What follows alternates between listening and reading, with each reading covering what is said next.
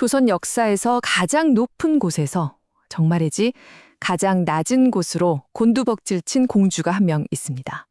오늘은 바로 그 왕의 딸에서 노비가 되어야 했던 이 비극적인 운명에 맞서 싸운 경혜공주의 삶으로 한번 들어가 볼까 합니다.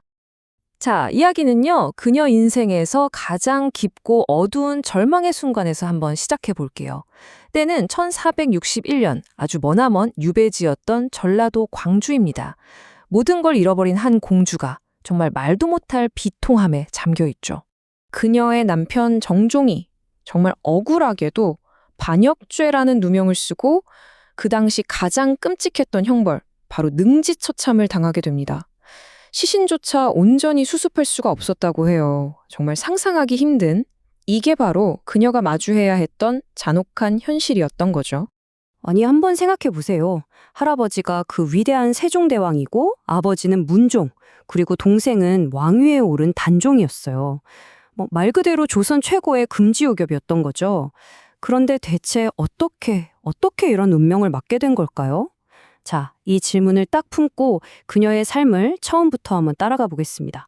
이 비극을 제대로 이해하려면요, 먼저 그녀가 얼마나 눈부시게 화려한 시절을 보냈는지부터 봐야 합니다. 정말 모든 게 완벽했던, 그 축복으로 가득했던 탄생의 순간부터요. 자, 여기 보시면 아시겠지만 그녀의 어린 시절은 진짜 황금기 그 자체였어요.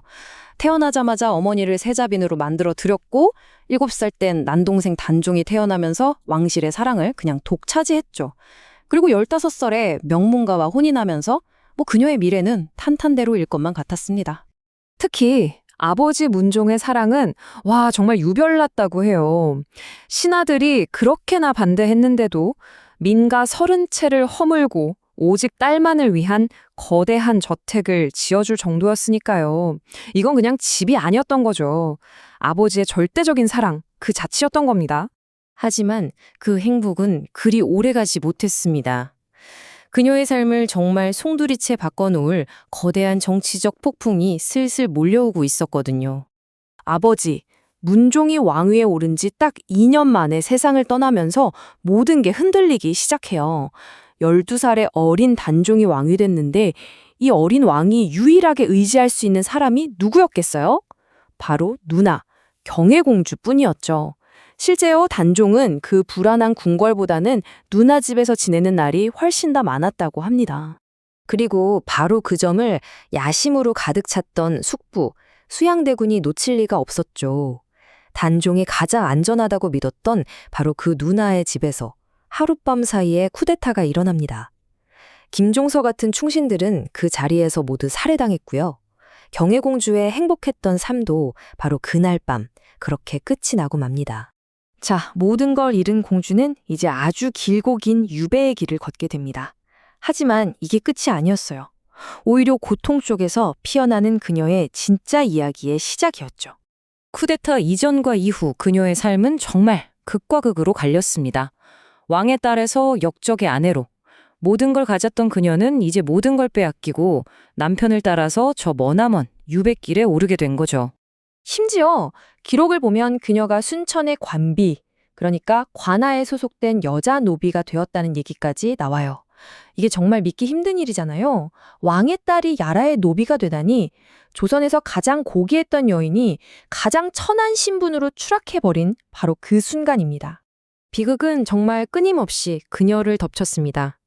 남편은 점점 더 먼 곳으로 유배를 가야 했고 1457년에는 유일한 희망이었던 동생 단종마저 사약을 받고 세상을 떠나죠.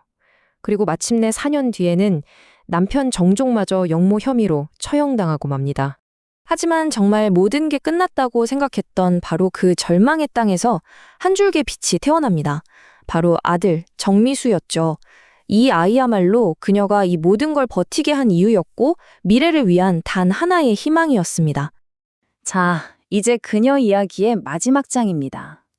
모든 걸 빼앗아간 그 숙부에게 그녀가 과연 어떻게 저항했는지 한번 같이 보시죠. 순천 부사가 그녀한테 노비의 일을 시키려고 하니까 그녀가 조금도 굴하지 않고 대청마루에 딱 버티고 앉아서 이렇게 소리쳤다고 해요. 나는 왕의 딸이다. 너 같은 수령 따위가 어찌 감히 나에게 관비의 일을 시키려 하느냐. 와, 이 한마디에 그녀의 모든 게 담겨 있는 것 같지 않나요? 근데 여기서 진짜 흥미로운 질문이 하나 생기죠. 그토록 잔인했던 세조가 왜, 어째서 경혜공주만큼은 죽이지 않았을까요? 여기에는 몇 가지 아주 현실적인 이유가 있었습니다. 첫째, 그녀는 여성이었기 때문에 정치적으로 위협이 되진 않았죠. 둘째, 친형인 문종의 유일한 핏줄을 죽인다는 건 이건 뭐 정치적으로 엄청난 부담이었을 겁니다. 그리고 어쩌면, 아주 어쩌면요, 세조의 마음속에도 이 조카에 대한 아주 작은 죄책감 한 조각쯤은 남아있었을지도 모르죠. 실제로 세조는 남편 정종이 죽은 직후에 경혜공주를 한양으로 다시 불렀습니다. 그러고는 공주로서의 모든 지위와 재산을 다 돌려주겠다고 제안을 하죠. 하지만 경혜공주의 대답은 세조의 예상을 완전히 뒤엎었습니다. 그녀는 세조가 돌려주겠다는 그 부와 명예를 전부 거부하고 스스로 머리를 깎아서 비구니가 되어버려요. 이건 뭐 원수에게 그 어떤 자비나 동정도 받지 않겠다는 그녀의 가장 조용하면서도 가장 강력한 저항이었던 셈이죠. 비록 세상과 등을 졌지만 그녀는 딱 두 가지는 결코 잊지 않았어요. 하나는 어머니라는 이름이었고 다른 하나는 공주라는 자신의 정체성이었죠.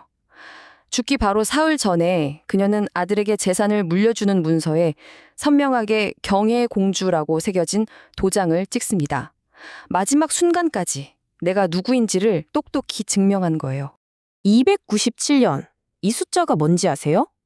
그녀의 남편 정종이 역적이라는 누명을 벗고 공식적으로 명예를 회복하기까지 걸린 시간입니다. 그녀가 죽고 나서도 거의 300년이라는 세월을 흐른 뒤의 일이었죠.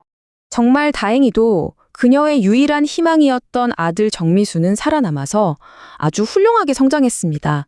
심지어 나중에는 공신이 되고 왕의 장인에게 주어지는 최고 직위인 부원군 자리까지 올랐다고 해요. 안타깝게도 그에게 후사가 없어서 문종의 직계널통은 끊기고 말았지만 그래도 이 아들의 성공은 어머니의 그 숭고한 희생이 결코 헛된 게 아니었다는 걸 증명해줬습니다. 자, 이제 마지막 질문을 하나 던져볼게요. 만약 여러분이 경혜공주의 입장이었다면 어떤 선택을 하셨을 것 같으세요? 내 자식을 위해서 원수와 타협하는 현실을 택할 것인가? 아니면 모든 걸 버리더라도 저항의 길을 갈 것인가?